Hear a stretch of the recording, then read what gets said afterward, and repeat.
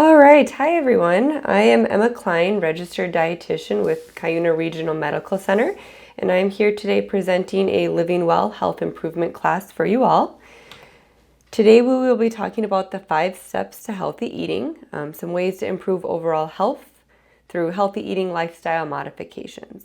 So today we are going to talk about limiting processed foods, how to increase fruit and vegetable consumption, importance of healthy fat choices, whole grain benefits, and then lastly we will be talking about how to minimize added sugars in your diet.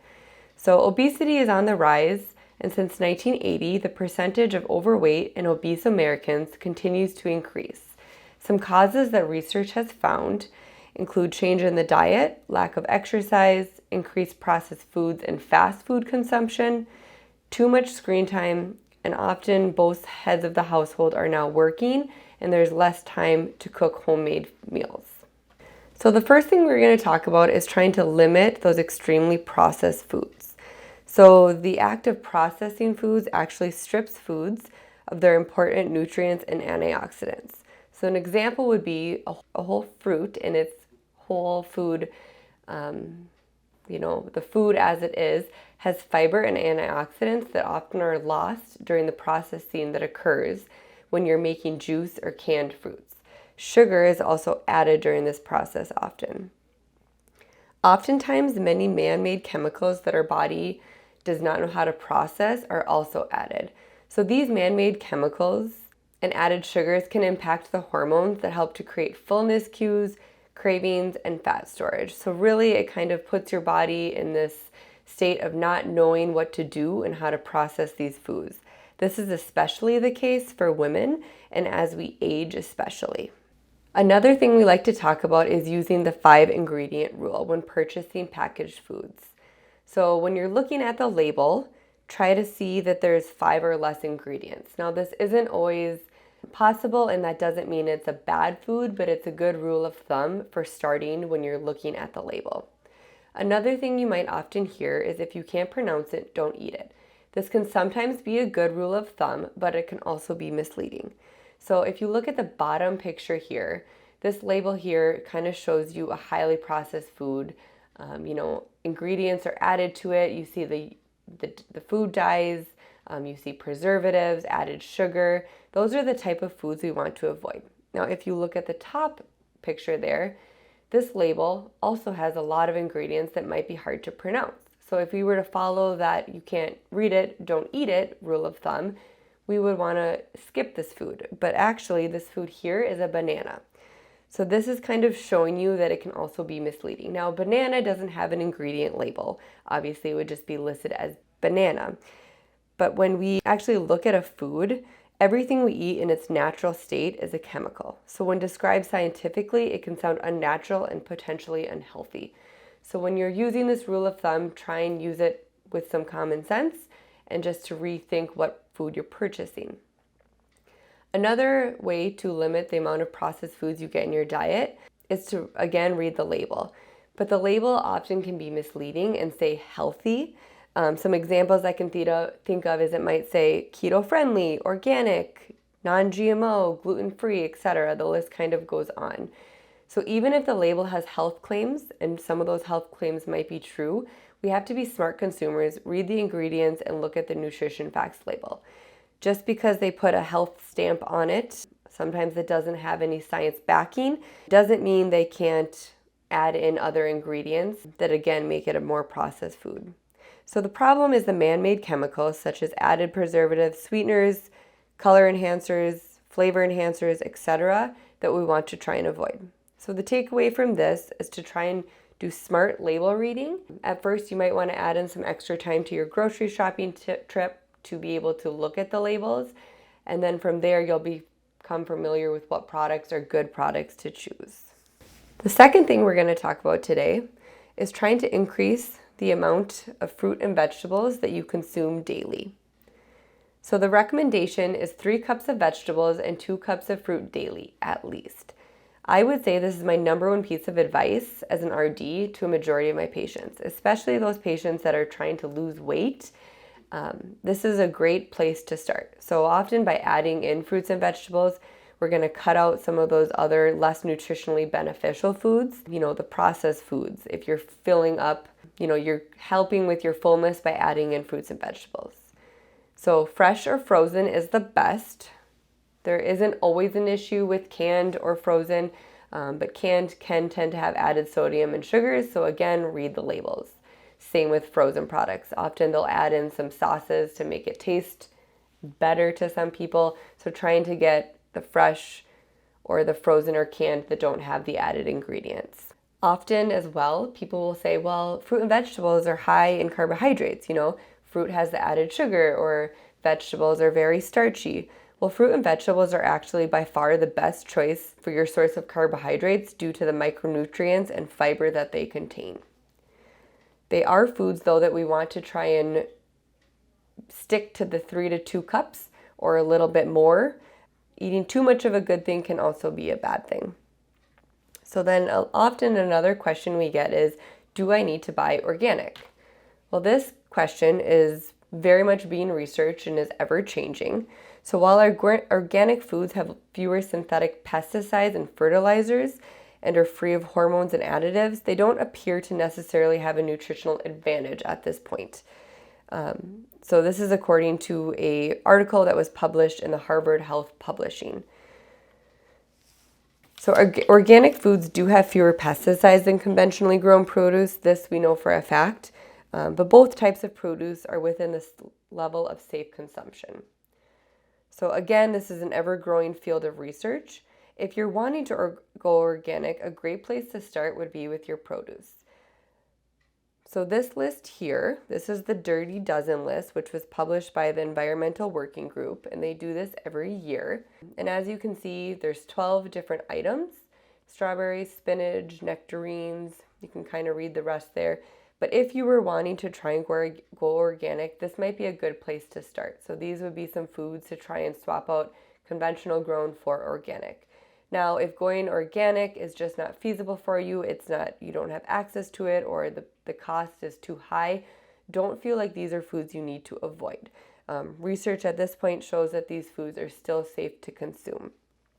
So next, we're going to talk about fat. So fats tend to get bad press. Often many years ago, it was told that a low-fat diet could be beneficial for weight loss. This is not true. We have now found that fats are essential in your diet. Your body needs these fats for your cell membrane production and to run various pathways in your body. So there is mixed scientific opinion and data on which fats are healthy fats versus bad fats. What we do know is it's felt that healthy fats do not increase your risk of heart disease or stroke. So there are 4 types of fat. We have our monounsaturated. This would be like our olive oil, nuts, different seeds, canola oil, avocados. Polyunsaturated, this is the next category. And this would be your omega-3s and 6, which are both essential. So walnuts, sunflower seeds, fish like salmon, tuna, trout, flax seeds. Often many foods are a mix of these mono and polyunsaturated foods, and these are the best fat choices you can choose. Saturated fats is the next category. This would be butter, dairy fat, coconut oil, animal fat. Depending on who you talk to and what area of research you look into, saturated fat kind of is a mixed review.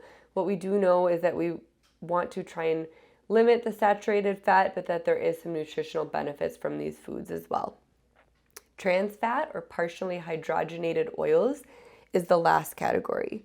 So these are a man-made fat, and it is very detrimental to our health in excess amounts. So we want to try and avoid and find alternatives to foods that have these trans fat. So foods examples that would have these type of items are going to be things like donuts, ice cream, items that are in processed foods that help to increase the shelf life of food. So when looking at a label, you can see this picture of a nutrition fact label here. You can see that trans fat is listed under total fat and it says 0 grams. But the confusing part is if you go down and look to the ingredients, you're going to find partially hydrogenated soybean and or cottonseed oil. It's underlined there. So this, although that the amount is 0 for trans fat, there is still trace amounts of that hydrogenated trans fat. And eating this, multiple servings, you are going to get some trans fat in your diet. So the marketing is very deceiving. Even though it says trans fat, again, try and look at the ingredients and see if hydrogenated or partially hydrogenated oil is listed. So trying to choose healthier fats like avocados, nuts, olive oil can be very beneficial for your diet. Again, those are the mono and polyunsaturated fats. The fourth thing I like to talk about is trying to choose whole grains over refined carbohydrate choices. So whole wheat flour should be the first ingredient. Again, I sound like a broken record, but read the labels. So packaging, for the example I like to give is on bread, it might say multigrain, wheat, 10 grain. But again, look at the label. The first ingredient should be whole wheat flour or an item like oat, brown rice. So, other whole grains other than wheat, we have our quinoa, brown and wild rice, whole oats, popcorn. So with the whole oats and the popcorn, I like to point out we don't want the other added ingredients with that. So with the oats, we want to try and avoid the, like the instant oatmeal that often has the other added sugars. And with popcorn, we want to get the whole grain popcorn versus, the microwave popcorn that has the added butter, added oil, items like that. So eating too many carbohydrates, especially refined and processed foods, can raise insulin levels and blood sugars, which promotes the storage of fat. So carbohydrates we want to keep at a level that is appropriate for your age, body weight, and gender, and trying to make those carbohydrates be whole food sources. So again, fruit and vegetables would be the great first choice, and then whole grain over refined. So really, these refined products have minimal nutritional value and don't have a lot of added benefits for your diet. And then the last topic we're going to talk about today to help with your overall healthy living is trying to minimize added sugars. Now, this is a really big one for the standard American diet. A lot of our foods are high in sugar, have added sugar, we cook with added sugar, and really there is no need for added sugar in our foods. Over time, as you eat more sugar, you start to crave those sweeter foods, and it actually alters our taste buds, what kind of food that provides that, satiation for us. So the American Heart Association recommends that women limit their added sugars to 6 teaspoons a day, which is less than 100 calories from their total calories consumed. And for men, they wanted to limit to 9 teaspoons per day, which is less than 150 calories per day. Now, if weight loss is your goal, you should really aim to eat as little amount of added sugar as you can. The average American adult consumes 23 teaspoons a day. So when you look at that, 23 teaspoons a day, and the recommendation is less than 6. This is a tremendous amount of sugar.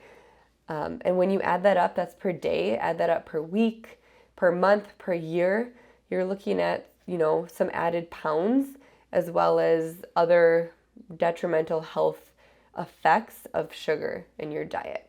Now, the average American child, which is actually terrifying when you look at this, is 32 teaspoons a day on average that they get.